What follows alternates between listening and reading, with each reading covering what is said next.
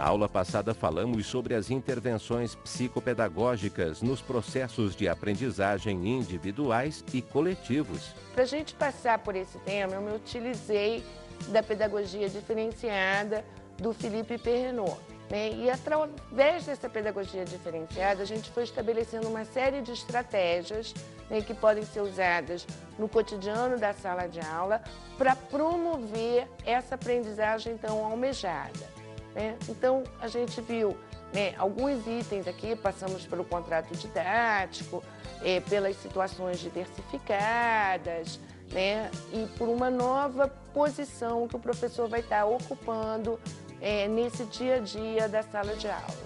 Coal.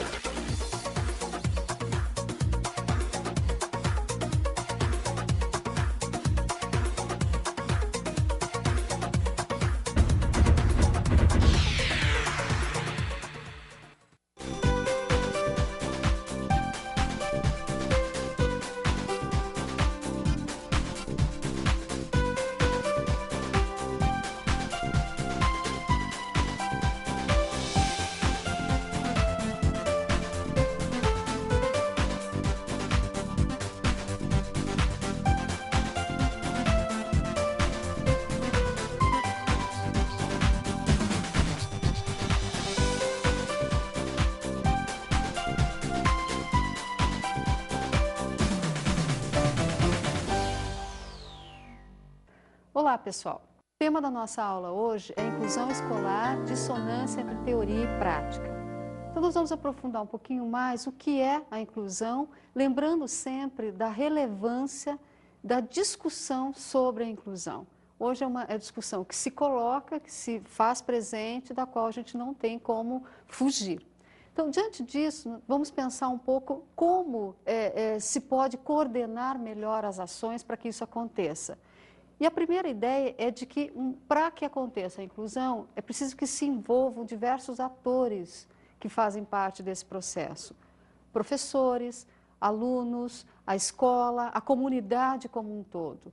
Não é possível ações dissonantes ou alguma coisa descolada da realidade como um todo. Então, é preciso que haja esse envolvimento e quanto melhor e mais rápido ele aconteça, melhor vai ser o resultado mais na frente. Então, é preciso que o quanto mais cedo possível se propicie essa oportunidade, familiaridade com o diferente.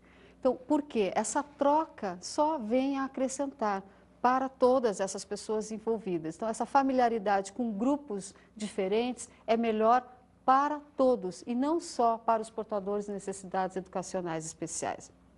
Então, nesse sentido, melhores e mais rápidos serão os resultados do próprio processo ensino-aprendizagem. Então, além disso, o processo de inclusão ele vai se concretizando de uma maneira mais consistente. Então, a convivência com a comunidade como um todo aumenta, além de tudo isso que a gente já veio falando ao longo dessas aulas, aumenta, sobretudo, o sentimento de mútua ajuda. Isso é fundamental. Entre os alunos portadores de necessidades educacionais especiais e os alunos ditos normais, o que a gente pode observar é que vai crescendo esse sentimento de solidariedade, de ajuda, a partir da interação. Então, essa interação que vai propiciar esse desenvolvimento de sentimentos tão importantes para a relação humana como um todo. A possibilidade de acesso ao conhecimento da cultura universal, ela contribui para que habilidades e aptidões dos portadores de necessidades educacionais especiais sejam desenvolvidas. Quer dizer, se dá oportunidade a esse alunado de fazer o melhor possível que eles têm condições de fazer, cada um dentro das suas limitações, das especificidades, das suas características. Então, essa possibilidade se coloca de maneira concreta no momento em que se inclui esse aluno nas classes regulares. O princípio da inclusão e o que se diz dela é que é um processo educacional que visa atender a criança portadora de deficiência na escola ou na classe de ensino regular. Então, por que essa insistência? Mais uma vez, nós reforçamos a ideia de que não é desenvolver níveis de excelência desses alunos que se tem como proposta. A proposta da inclusão, o princípio que norteia a inclusão é exatamente atender essa criança dentro das suas possibilidades, mas na classe ou na escola de ensino regular, para que ela então tenha condições de potencializar essas suas possibilidades, essas suas capacidades que ela tem inatas. Então, nesse sentido, não se pode esquecer também a importância da inclusão educacional e seu modelo de atendimento, para reforçar o quê? Reforçar o princípio de justiça social, que está inserido nesse conceito de inclusão. Então, essa possibilidade de que se abre de acesso a todos os alunos, inclusive os portadores de necessidades educacionais especiais. Então, esse acesso à educação é um direito de todos, independentemente de suas características, vendo aqui, então, as deficiências como uma característica que faz parte da diversidade humana e não como exatamente alguma coisa que sugira ou que se aceite como uma forma de excluir aquele aluno. A educação inclusiva, então, ela tem como um objetivo o melhor desenvolvimento físico e psíquico dos alunos portadores de necessidades educacionais especiais. Então, mais uma vez, reforça-se aquela ideia de que é uma potencialização, é uma possibilidade de criar condições mais ideais para que esses alunos concretizem seu processo de aprendizagem. Então, há um ganho para esses alunos inegável, indiscutível, mas há um ganho também, às vezes até muito maior, para os demais alunos, aqueles que vão conviver com esses alunos ditos diferentes. Então, essa ideia de que todos ganham é que deve ser reforçada o tempo todo quando se fala em políticas de inclusão. Porque, na verdade, sempre passa uma ideia de que está se fazendo quase que um favor para esses alunos, que está se fazendo concessões, mas, na verdade, o resultado final acaba sendo bom para todo mundo. E, principalmente, para essas crianças que vão conviver com esses alunos e vão ver, então, quais são as suas limitações e quais são também as suas capacidades reais na medida que eles têm oportunidade de se desenvolver. Então, a ideia de que a educação inclusiva também propicia princípios de igualdade, ela reforça esses princípios de igualdade para todo o alunado, entre todo o alunado, e não só para aqueles portadores de necessidades educacionais especiais. Então, é a ideia de que é possível e que se deve procurar viver com direitos iguais, deveres iguais e compartilhar, então, desse espírito de cidadania, que, na verdade, é o que está se construindo a partir do momento em que se coloca em interação os diferentes. Então, alguns objetivos norteiam a educação inclusiva. Entre outros, nós poderíamos destacar alguns que são os mais importantes. Em primeiro lugar, a gente poderia destacar que um dos objetivos principais, então, seria atender portadores de deficiência em escolas próximas de suas residências. Por quê? Porque para muitos alunos há uma dificuldade, há uma limitação no ir e vir. Eles não têm autonomia para isso. Então, quanto mais próximo da sua residência à escola, melhor vai ser para eles. Um outro objetivo é ampliar o acesso desses alunos nas classes comuns, forçando a ideia de que não há mais como se pensar em educação especial segregando esses alunos. Não, tem que procurar incluí-los nessas classes regulares. Um outro objetivo é fornecer, então, capacitação para os professores. Isso que nós já discutimos em vários momentos aqui. Sem essa capacitação, há muitos problemas, tem-se muito mais dificuldade, porque tem que se lidar também com a resistência dos professores ao processo de inclusão. Favorecer uma aprendizagem onde as crianças possam adquirir conhecimentos juntas, tendo objetivos processos diferentes, eu acho que resume bem, então, a ideia da inclusão. A ideia, primeiro, de que o estar junto vai favorecer o processo de aprendizagem, mas que eles podem ter tanto processos diferentes para chegar a essa aprendizagem, para desenvolver o seu processo, mas isso não vai viabilizar a interação, a troca do conhecimento que vier a ser produzido nesse processo. Então, essa ideia é muito importante e os alunos ditos normais, eles rapidamente pegam esse espírito. Eles não ficam preocupados o tempo todo como é que a coisa vai acontecer, para que lado vai. eles não pensam nisso, eles simplesmente convivem. Então, o outro objetivo é desenvolver no professor a capacidade de usar formas criativas de trabalhar com esse alunado. Ele tem que perceber que aquelas técnicas, aquela metodologia, talvez já bem tradicional, com a qual ele já está bem familiarizado, talvez não sirva para esse alunado. Então, ele precisa se reciclar. Daí a importância da formação desse professor, da capacitação, dessa formação contínua. Ele vai precisar buscar outras formas de trabalhar com esses alunos para que a aprendizagem efetivamente se concretize e não fique gerando conflitos o tempo todo. Então, o modelo de inclusão, ele procura romper com um paradigma que o sucedeu. O paradigma anterior era o paradigma da integração. É um pouquinho diferente a gente falar em integração e inclusão, porque a ideia da integração, ela passa, ou estava baseada no modelo médico. Então, a ideia de que tinha que se fazer o diagnóstico, para daí pensar, então, o que fazer com aquele portador de necessidade especial, na época falado mais como deficiência. A ideia de deficiência já nos diz muito, quer dizer, é um déficit. Déficit de quê? De capacidade, de potencialidade? Não necessariamente. Então, rompe com esse paradigma da integração, porque não só se amplia mais o conceito de portadores de necessidades educacionais especiais, mas, sobretudo, o que se busca é chegar mais perto possível de descobrir qual é a potencialidade desse aluno e o mais longe possível do parâmetro da normalidade. Então, distúrbios e deficiências eram vistos como disfunções, anomalias, patologias. Então, sempre aquele ideal médico norteando o princípio da integração. Portanto, é com esse paradigma que nós estamos rompendo. E rompendo por quê? A segregação das diferenças, ela estava pautada nesses princípios de normalização, que não podem nortear qualquer política de inclusão.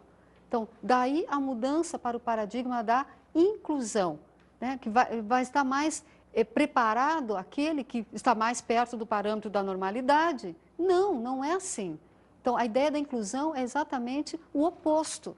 Não se pode fazer ou desenvolver práticas pedagógicas que tenham a tendência de favorecer aquele aluno que se aproxime mais desses parâmetros de normalização. Não pode ser assim. Então, daí, esse total rompimento com o paradigma da integração. A ideia hoje é de que o ensino se constrói na pluralidade, na diversidade. Então, isso é absolutamente novo e assusta um pouco, porque quem são esses diferentes? O que é esse plural do que nós estamos falando, né? Então, essa construção do conhecimento que é feita em conjunto, em interação, é pautada exatamente nas trocas entre os diferentes. Então, essa ideia de, em qualquer circunstância, mesmo em classes regulares, entre alunos ditos normais, a produção do conhecimento não é alguma coisa isolada, que se faz sozinho.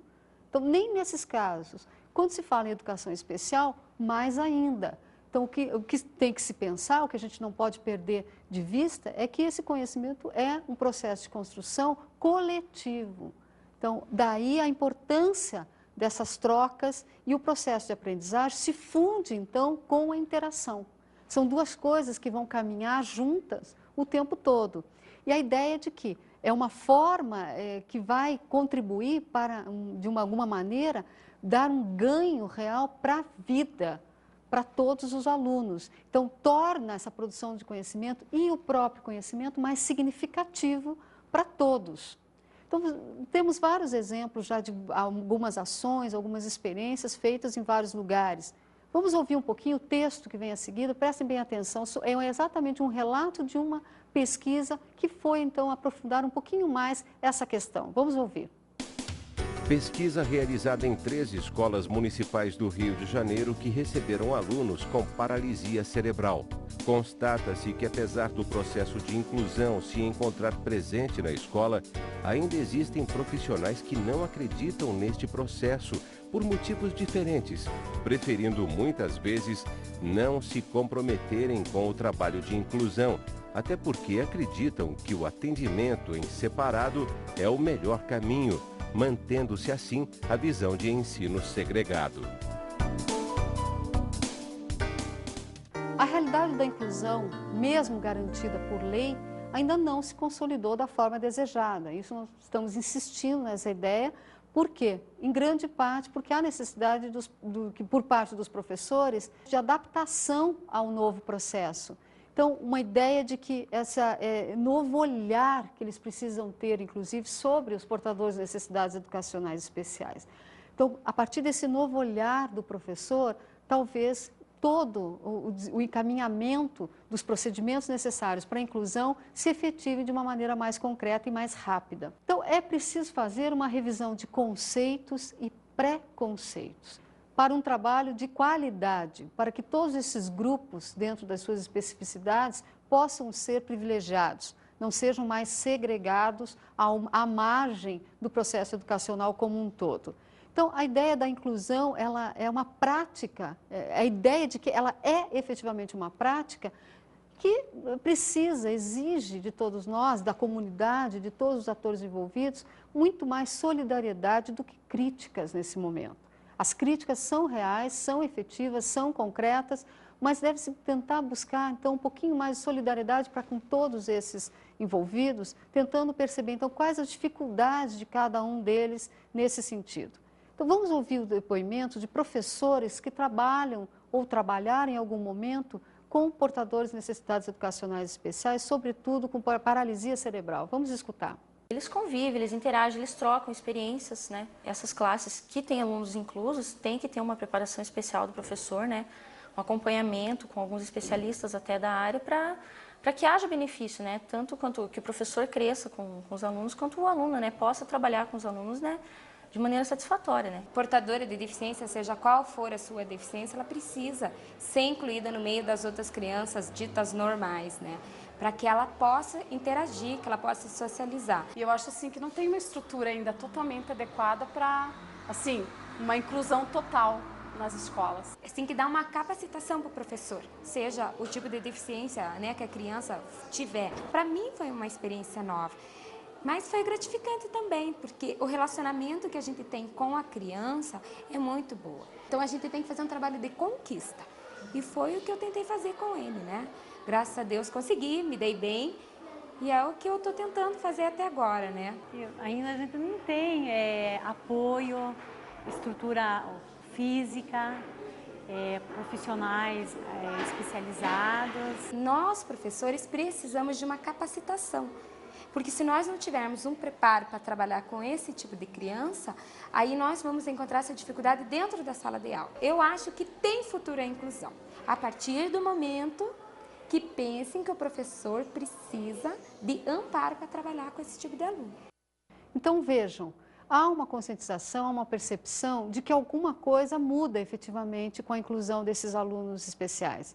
Mas o que se percebe mais, de uma forma mais veemente, é a necessidade que o professor sente de se capacitar para esse trabalho, né? Porque, ao mesmo tempo, o que acontece ao redor dele se dá de uma maneira muito mais tranquila. Os alunos recebem, acolhem esse aluninho especial, a rotina muda, mas as adaptações são feitas, mas o que permanece um pouco mais forte é essa insegurança do professor.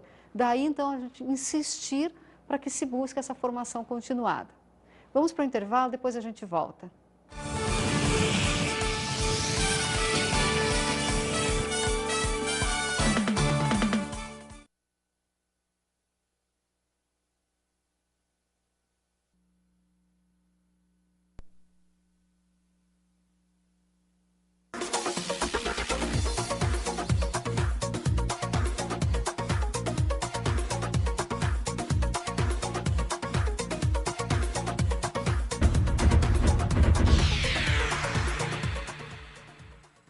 Então, voltando do intervalo, vamos continuar a pensar, então, a questão da relação humana, que deveria estar pautada sempre na ideia, nos princípios de solidariedade e aceitação, que é mais importante também que a escola perceba isso e desenvolva o seu papel nesse contexto, né? Que incentive esses sentimentos que são tão importantes para a convivência humana.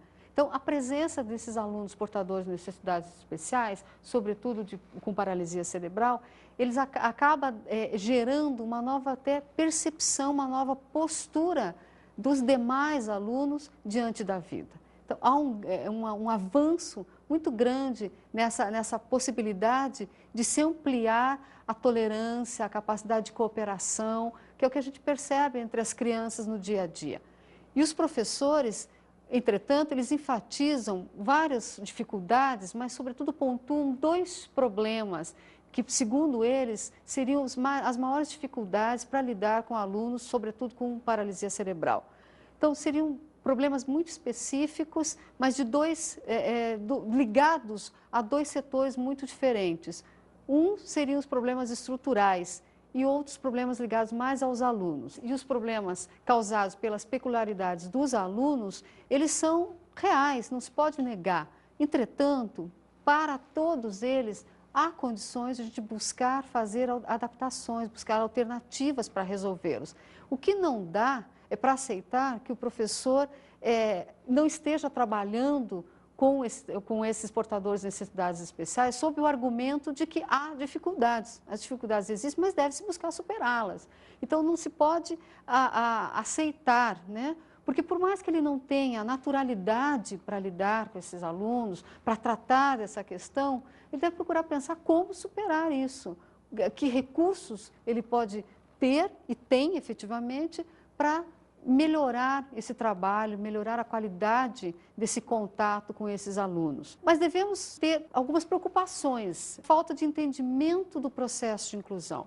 Então, alguns professores, eles não têm ainda o conhecimento do que seja efetivamente o processo de inclusão. Isso acaba gerando uma dificuldade. O que é isso? Afinal de contas, do que é que nós estamos falando e por que é que eu tenho que lidar com tudo isso de repente? Então, essa é uma preocupação que a gente não pode perder de vista. Uma outra preocupação diz respeito ao desconhecimento de práticas que atendam esse novo paradigma educacional. Na verdade, essas práticas elas estão sendo construídas ao longo do tempo, muito na ação mesmo. Então, há novidades, formas de trabalhar, novas metodologias, elas estão surgindo quase que ao mesmo tempo que o aluno está entrando em sala de aula. Então, é uma preocupação, sim, mas devemos, então, pensar como agilizar esse processo no sentido de diminuir essa defasagem entre a teoria e a prática. Os problemas estruturais, eles não são e não podem ser justificativa para o não fazer. O não querer fazer ou dizer que não pode fazer, não se pode aceitar. Tem que se buscar, sim, a excelência, o trabalho pautado na excelência, fazer o melhor possível. Então, qualquer justificativa nesse sentido não deve ser aceita. Alguns professores eles levantam outras questões também para justificar a sua dificuldade, que muitas vezes é real. Uma das dificuldades é a duração do tempo da aula. Segundo os professores, o tempo médio de aula, de duração de uma aula, é pequeno para dar atendimento para esses alunos que são mais lentos, que demandam uma atenção maior ou que demandam a utilização de um outro recurso para o processo de aprendizagem. É uma dificuldade? É, mas daí a necessidade, mais uma vez a gente reforça que a ideia de se fazer adaptações, de repente, então, criar um outro tipo de atividade para esse aluno, que não distancie dos demais, obviamente, mas que lhe dê condições de acompanhar um pouco melhor o ritmo da turma. Também o aproveitamento do tempo. Esse tempo da aula é visto como um problema. Agora, mais uma vez se fala, vamos aproveitar da melhor maneira possível. De repente, não é fazendo exatamente o que se pretendia, da forma como se imaginou. Daí, então, uma adequação desse planejamento do professor. Esse planejamento tem que ser flexível, de maneira a contemplar, porque ele vai ter que dar conta desse aluno de alguma forma. Então, buscar fazer essas adaptações no seu planejamento para que tenha a possibilidade de aproveitar o melhor possível o tempo de aula. O tamanho das turmas também é apontado como uma dificuldade, que é real. E isso é real não só quando se fala em educação especial. Quando a gente está falando das classes regulares, em qualquer momento que se colocar um número excessivo de alunos, a gente vai ter dificuldade. Então, essa dificuldade não está restrita à educação especial. É claro que dentro da educação especial, deve-se buscar o ideal, que é um atendimento mais individualizado possível para todos os alunos, E nem sempre isso é possível. Agora, o que é melhor? O não estar na classe ou estar numa classe um pouco mais numerosa? É óbvio que é um pouco mais difícil, mas vamos trazer esse aluno. Essa não pode ser uma justificativa para não atender esse aluno. O modelo da inclusão, ele convida, então, os professores a uma revisão total, desde o seu olhar sobre esse aluno até uma revisão das suas práticas pedagógicas, né? O processo de mudanças operacionais e que envolve escola e professores, então, demanda tempo, mas não se tem todo o tempo, não. Tem que ser uma coisa mais efetiva. Não se pode aceitar que tenha-se ainda todo o tempo do mundo. Já em relação aos problemas causados pelas peculiaridades dos alunos, o que nós vamos perceber é que há muito ainda preconceito, certamente, mas também um desconhecimento até das condições reais desses alunos. Muito pautado ainda nos vários mitos que por muitos anos foram construídos, reconstruídos, realimentados o tempo todo em torno dos vários tipos de deficiências. Então, muitas vezes, esses problemas que são específicos das deficiências, eles não são exatamente um problema, muitas vezes só não são conhecidos por esses professores, por esses profissionais todos que se envolvem no processo de inclusão. Uma adequação de dinâmica à turma é sempre necessária, não só para turmas de educação especial. Ela se faz necessária para qualquer grupo novo com o qual a gente vai trabalhar. É preciso tentar conhecer minimamente esse grupo para poder, então, trabalhar com qualidade. E o que tem que ficar claro para esse professor, para os colegas dos portadores de necessidades educacionais especiais, é que muitas vezes o não fazer, o não realizar determinada atividade não significa a incapacidade de criação, muito menos a não comunicação. O que tem que se mostrar é que há novas possibilidades. Então, é reconhecer dificuldades, sim, mas, sobretudo, abrir a possibilidade para a diversidade. Perceber e fazer esses nossos alunos enfrentarem o fato de que há, sim, outras diferentes formas de comunicação, todas elas sendo válidas, todas elas importantes e todas elas cabendo dentro da diversidade, da pluralidade humana. Então, assim, o que vai acontecer é que cria-se um clima de respeito às individualidades. O indivíduo, ele é único, e ele é único, sobretudo, nas suas especificidades, naquilo que o distingue dos demais. Então, o ser diferente aqui é tornar esse indivíduo algo muito maior.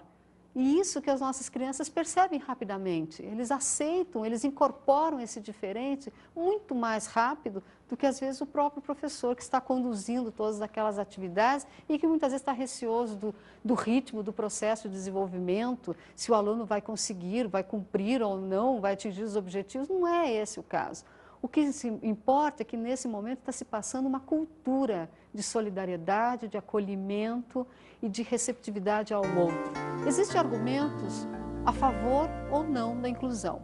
E reforçando aqui a ideia de que, muitas vezes, esses argumentos contrários à inclusão, eles passam pelo desconhecimento, como eu disse, do que seja o próprio processo de inclusão. Então, por não saber, por não dominar exatamente essa filosofia da inclusão, constrói-se argumentos desfavoráveis. Por outro lado, a gente pode também encontrar vários depoimentos por aí que colocam a inclusão como um ganho real, né, para esses alunos, para a família, para o restante do alunado, para a comunidade como um todo. Ele é uma criança mais calma, né?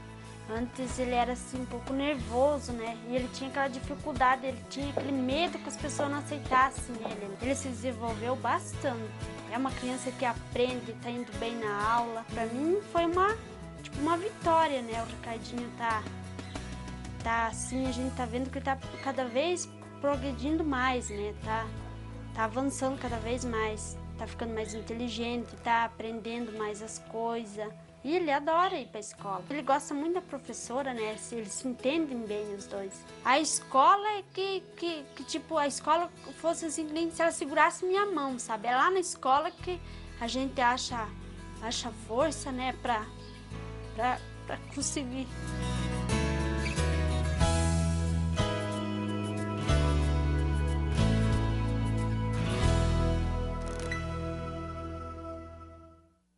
Então, vejam, para os pais, de modo geral, a percepção é de que os seus filhos estão muito melhores, estão ganhando, sobretudo, na convivência com os seus colegas, estão se sentindo mais importantes, a autoestima dessas crianças, desses alunos, muitas vezes cresce e, consequentemente, eles ficam melhor colocados nas relações interpessoais e têm um ganho de aprendizagem dentro das suas potencialidades, dentro dos seus limites, limites que todos nós temos, que todo o alunado tem de modo geral. Já as críticas à inclusão, elas passam, sobretudo, pelo medo, pelo receio. Alguns professores chegam a falar em triagem, quer dizer, fazer uma triagem de alunos que podem ou não entrar para as classes irregulares, o que não é o caso, né? O problema não está na inclusão. Na verdade, o problema, e é isso que os professores precisam incorporar, é essa ideia, que o problema está nas práticas pedagógicas adotadas, que muitas vezes não são adaptadas para esses alunos.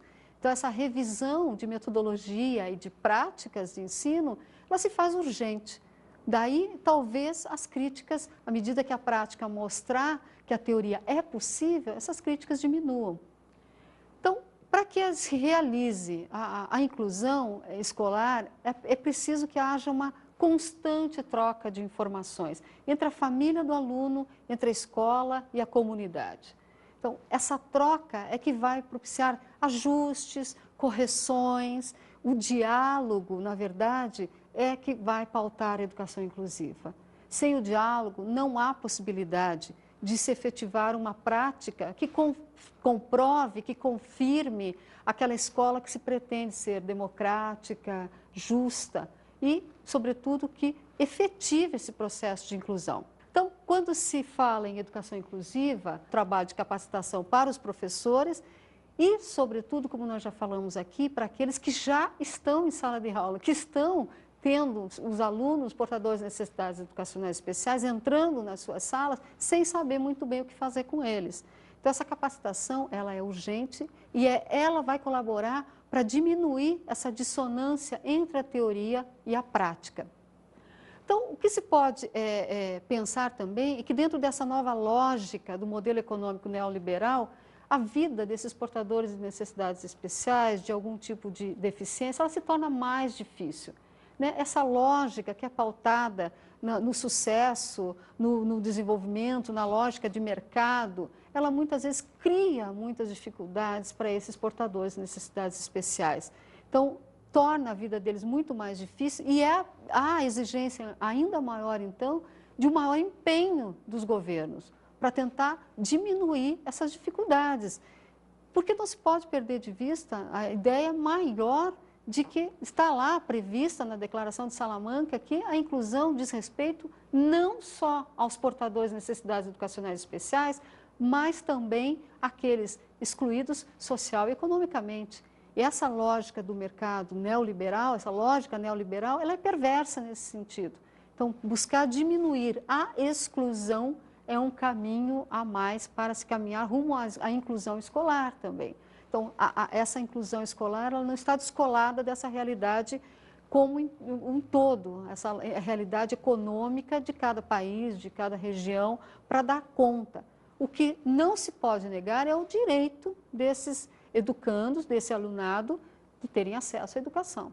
Isso não se pode negar, independentemente de qual seja a lógica que esteja movendo a economia naquele momento. Isso é um direito que tem que estar garantido. Agora, é inegável, a gente não tem como não registrar essa dicotomia entre teoria e prática que ainda existe. Isso não tem como a gente negligenciar, pelo contrário, tem que se atacar, tem que se discutir profundamente por que ela ainda existe, né? E, sobretudo, perceber que ainda alguns processos de inclusão, algumas atitudes, alguns procedimentos ainda não se dão de forma articulada. É uma ação aqui, outra ali, acaba não desembocando numa coisa mais efetiva, mais concreta, né?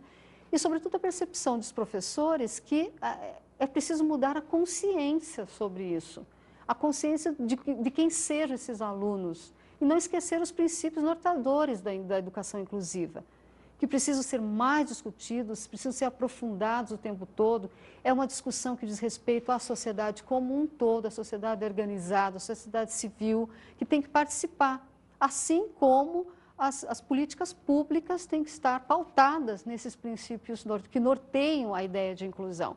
E se cobrar, então, desses governos que efetivem, que criem as condições favoráveis para isso.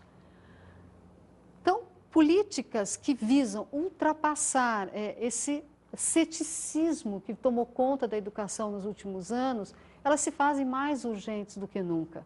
Porque não acreditar na educação hoje é não acreditar em nada. E não acreditar que a educação, inclusive, é possível, é jogar uma oportunidade fora de construir uma sociedade muito mais justa, solidária, igualitária para todos. Vamos agora para as nossas dicas de estudo da aula de hoje.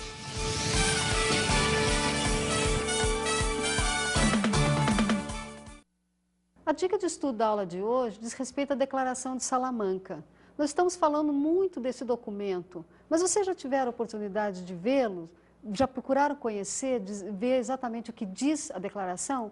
Então, vamos atrás, vamos ver exatamente do que nós estamos falando. Eu me despeço aqui deixando um pequeno texto do Pedro Demo para vocês refletirem sobre a inovação, que está muito ligada à educação especial. Até a próxima aula, pessoal. Inovar já não é novidade. Saber inovar, entretanto, continua desafio mais novo do que nunca. Pedro Demo.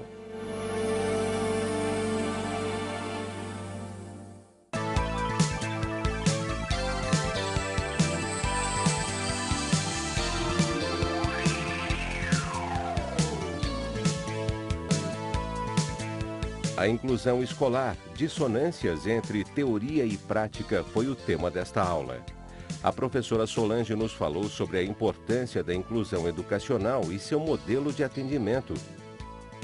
As políticas de inclusão estão pautadas em ideais de justiça e igualdade, do direito de acesso a todos à educação, sem nenhuma discriminação e proporcionando a integração de todos à sua comunidade. Observamos qual é a realidade da inclusão. As políticas de inclusão, apesar de garantidas por lei, ainda não se concretizaram da forma desejada na prática. O que se percebe ainda é uma grande dissonância entre o que a teoria diz e o que se percebe no dia a dia. Conhecemos alguns problemas estruturais. É preciso atacar rapidamente tanto os problemas estruturais quanto aqueles causados pelas peculiaridades dos alunos. É preciso que se façam, então, todas as adaptações necessárias para que a filosofia da inclusão se concretize.